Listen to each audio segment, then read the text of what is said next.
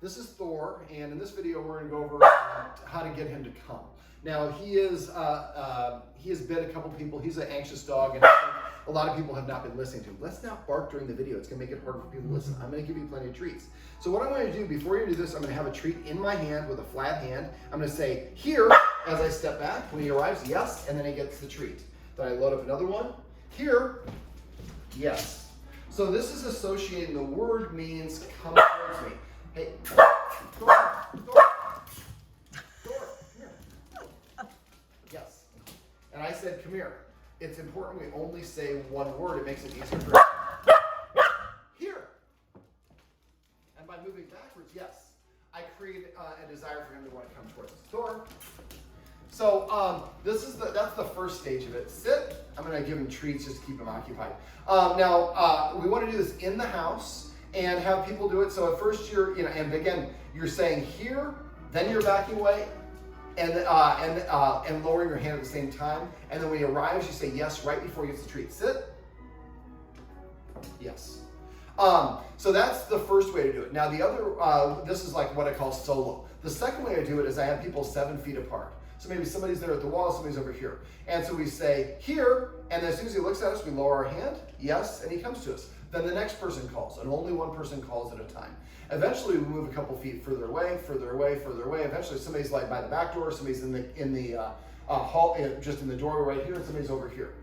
The next, and we're saying here, and he bounces with a trot. If he's right here with me, if let's say he's barking at me and one of the guardians is calling him, well, I would just cross my arms like this and ignore, and the other person would make a kissing sound like here, and then lower their hand. The lower your hand goes, the more it's for the dog. And so eventually we get to the point where we're as far away as we can and he can see us. The next stage is we actually have somebody go right around the corner by the back door, in the bathroom or in one of the bedrooms. So now he has to go find us, yes, beyond line of sight. This is all done inside when there's no distractions. The last stage is you want to go ahead and do this outside. Now, because he was either abused or he doesn't like hands approaching him, there'll be another video that will talk about that, they can't really take his leash off. And just reaching for his collar might elicit a bite because of the previous trauma. So you can actually take another leash and attach it around the handle there, and you can get like a 10-foot, 12-foot, 20-foot lead and go to a park and practice the same things we're doing, but off leash in a park. Now, when we go outside and we're doing the multiple people, when you're doing the multiple people, I like to have at least 3 people. If it was 2, he just kind of pogos back and forth. Yeah, I saw that. He moved off your mom, and so you, yes. And so that triggered a response from him. So eventually when we go outside, we go back to about 7 feet apart. We have at least 3 people, and gradually we get further and further apart. And now he's coming from 10 feet, 15 feet, 20 feet because he's got that lead. And then you might also look up a video on leash handling. So I don't like to gather the leash like this one. It's a 20-foot lead. What I do is I kind of do like figure eights like a horse. I have it go down here, then up here, and then going down here. And so I can and I'm always gathering it and putting it back. That way when he starts running away, I can let him have the leash without having a yanking experience on it. But the idea is, the other thing is, every time he comes to you, like if he does here, yes, I didn't ask him to come, but every time he comes to me, he gets a treat. So this helps develop a really strong recall. Now, if he does get out and he is you're gonna have to wait for this one, buddy. If he does get out, and is running, if you chase him, that often causes a game, and I want to play. So, and then he might chase him into traffic. So what you can do is when he looks at you, just kind of flop down. A lot of times the dogs will come over to you. I did say down. Or you can say Thor, and when he looks at you, turn and run the other direction. That usually becomes, well, I'm going to chase you back.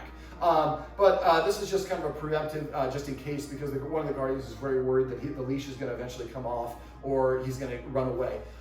So the more you practice this, the better. I'd like you to practice, so you want to practice the first stage where you say here and step back as you lower your hand, until when you say here, he just comes over and he's got a little bit of a bounce like a deer when he's happy. And so you want to keep on doing it until he's got that. Then you can do the 3-person thing, the triangle, and then he's practicing coming towards people, and we gradually make that further and further. For that exercise, for the first exercise, when you're walking back, maybe do that with about 20 treats, each one of you. Maybe once or twice a day for for the next day or two. After that, you probably don't need to do it. Once he gets the trot, you can really stop doing this, but there's nothing wrong with going back to this one. It helps make the exercise, the cue, a little bit stronger. And then when you're doing the one where you're at the triangle, I like to have each person have about 5 to 10 treats. And so each practice session is maybe 2 to 4 minutes. Always end on a successful note for practice runs. Sit, yes. And make sure you're saying that marker word when he arrives right before he gets the treat. And then if he doesn't come to you, and then lower your hand. The lower your hand goes, just like that, even though my hand is empty, it causes the dog to come towards your hand. This is also having the benefit with a flat hand. He doesn't like hands approaching him. Well, now he's approaching a hand, yes, and something good is happening for him, and now he's licking my hand, so he's getting exposure where an open or flat hand near my face is a good positive thing. Well, this is my buddy Thor, and these are some tips on how you can teach a dog to recall.